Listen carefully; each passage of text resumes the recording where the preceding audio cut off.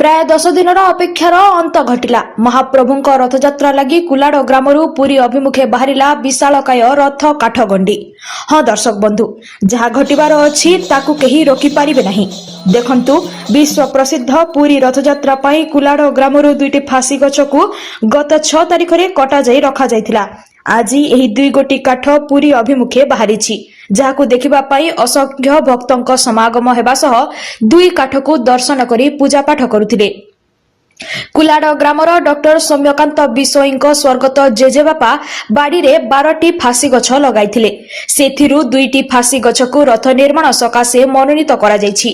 गछ काटिबा पूर्वरु संकीर्तन्य मंडली संकीर्तन्य करी गछकु विधि अनुसार पूजा करा जायतिला।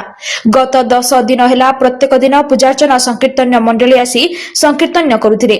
आज सकाळु गाड़ी आसीथिला। रथ काठ जिबा पूर्वरु विधि अनुसार पूजा करा जायतिला। भक्त माने पूजार्चना करथिले। तापरे क्रेन आसी 2 काठ ट्रक को उठाइथिले। तापरे पुरी अभिमुखे बाहरिथिला रथ काठ।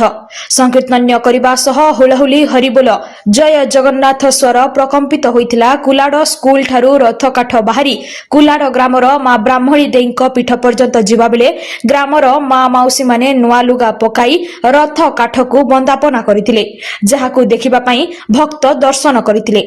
तापरे पुरी अभिमुखे रथ काठ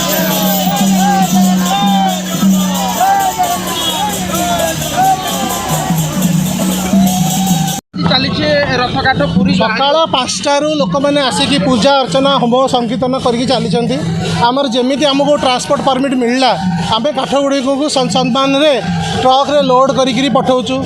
आम जान नु कि गाँव में एत उत्साहित गाँव में घर लोके बाहर ठिया होगी बंदापना करुँच नुआ शाढ़ी पकईकि बंदापना करुँच। गाँव उत्साह को देखिकी मु बहुत आनंदित। सबू जगन्नाथ मोहमाया।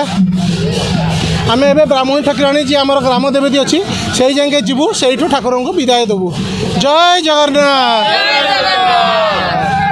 भल लगुच आम जेजेबाबा जो आम जो गोल्डन अपरच्युनिटी आमको मिलला आई कुलाड़ गाँव वाला सब आमको बहुत साहाय्य कर प्रोग्राम को 100% सक्सेसफुल करने आम बहुत गर्व अनुभूत कर। जय जगन्नाथ। एते दिन हेलानी रहलानी सबुदिन नाम 10 दिन है चलती नाम संकीर्तन है। गोटे गोटे गाँव जड़े जड़े आसिक संकीर्तन करुँच निज स्व इच्छा आसुँच। आम मैंने बहुत खुशी लगुच समस्ते आसिक आमको बहुत कोऑपरेट कर। Thank you. जय जगन्नाथ।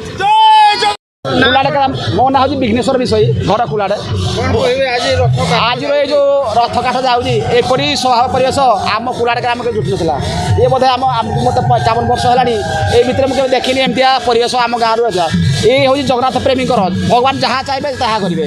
ये स्वयं जगन्नाथ विराजमान होती तेणु आम गाँव को आसी एत वर्ष पर स्वयं अनुगुल जिलू आम रथ काट आम से सौभाग्य मनुचु एवं कृतज्ञ हूँ जगन्नाथ ठारे कि आमको ये अपूर्व शोभार लाभ मिली एवं यही जो अपूर्व समावेश आप देखुं आज कुलाड़ ग्रामवासी नुहे अनुगुल जिलार समस्ते गर्वित।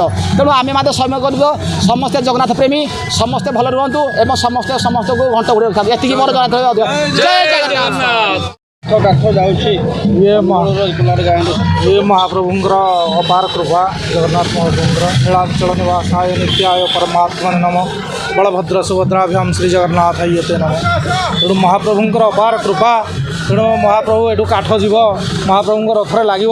तेणु ये अनुगुल अंचल एवं विशेष भाव में 5गड़ कुलाड़ अंचल ये धन्य।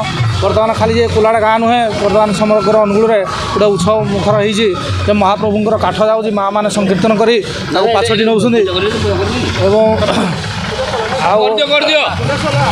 समस्ते गाँ गहली जो रोड साइड जाऊँगी माँ मैंने पूजा करुँच आरती करुँच ये सब गोटे भव्य दिव्य कार्यक्रम बर्तमान ये चली जहाँ भी हो ये भगवान अपार कृपा महाप्रभुंर। तेणु ये काठ प्रभु काम लगे